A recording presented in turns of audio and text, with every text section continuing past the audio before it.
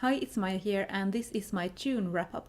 In June I read 4 books and I will go through them here. If you want to hear about the graphic novels and comics that I finished in June, you can go watch my other wrap-up, in which I wrap up the Getting Graphic readathon as well as all the other comics that I read in the month of June.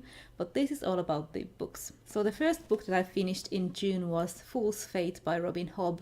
This is the third and final book in the Tawny Man trilogy, and I was rereading this trilogy so that I can move on to the newer books in this world. For a while, Fool's Fate was the culmination of the story of Fitz and the Fool, but of course now there are more books out, but I haven't read the newer ones. And it's been ages since I first read this, and I needed to remind myself of what exactly happened so that I can move on to the Rainwilds and the Fitz and the Fool trilogy. I've been in love with Robin Hobb's world for years and years. I read the Assassin's Apprentice and the rest of the Farseer trilogy in the 90s, and so of course I gave this one 5 stars. The Fool is my favorite character in anything ever, and I loved this reread as much as my first read. I laughed and I cried, and I felt content at the end. This is a story of friendships and secrets and about holding yourself back from other people and the world. And it definitely needs the background of reading all the other books first. This isn't one of the trilogies like perhaps Farseer and Lifeship that you can read separately from the other series. The full impact only comes if you read both of the trilogies that come before this. So like I said, I loved this and gave it 5 stars. Then I finished a science fiction book from the library, On the Edge of Gun by Corinne Daufis. And this is a young adult science fiction book about the end of the world. A comet is about to hit the Earth, and this one family is the focus of the story. They cannot get into their shelter on time, but they stumble upon this generation ship that hasn't left yet, and they want to get their place on board. The problem is that the main character is autistic. Also, her mother has a drug problem. She also has a sister, but the sister is missing at the start of the book. And the main character wants to prove that she is valuable enough to be taken on board, as well as her mother to be taken on board, because she doesn't want to leave her mother behind, even though their relationship is a bit fraught. This deals with very important topics, and for that reason I felt a bit bad for the most of the time when I was reading it, because I wasn't enjoying it that much. I was feeling like a 3-star read when I was reading it, even though I think this is pretty hard-hitting and deals with important topics, like I said. Especially the relationship with the main character and her mother was just painful to read at times, and the mother is a very frustrating character. Thankfully, the ending was really good. It really elevated this book for me and made it possible for me to give it 4 stars on Goodreads.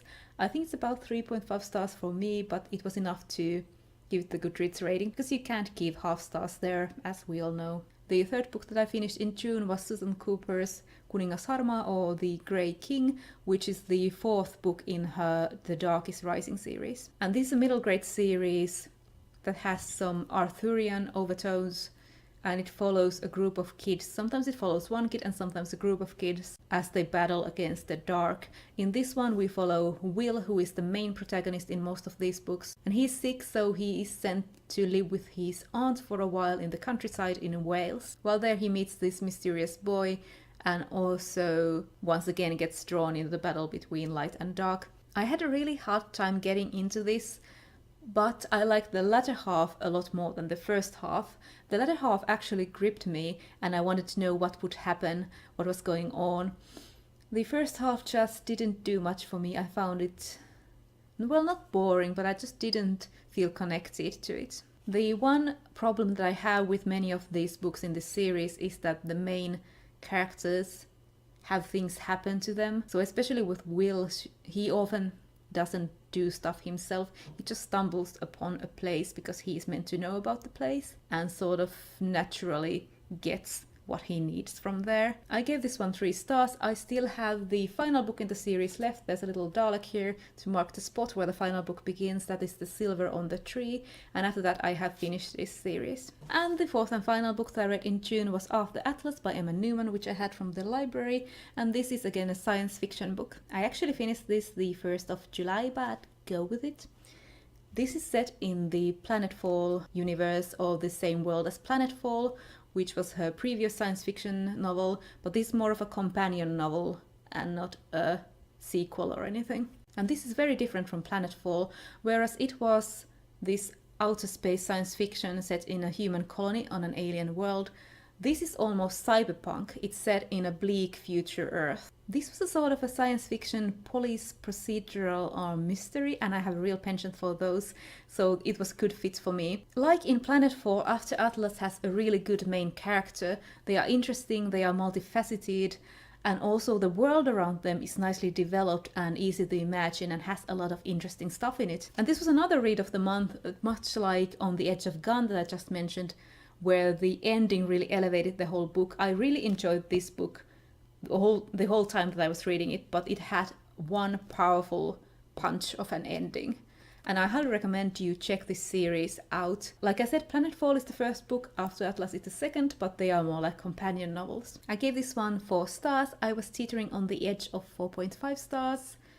I can't really decide on a rating, but you get the gist. I really enjoyed this, and I highly recommend it if you liked Planetfall and also if you like science fiction police procedurals. So those were all the books I read in June. This was quite a quick wrap-up video, but I read mostly comics during the month, so that video will be a lot longer.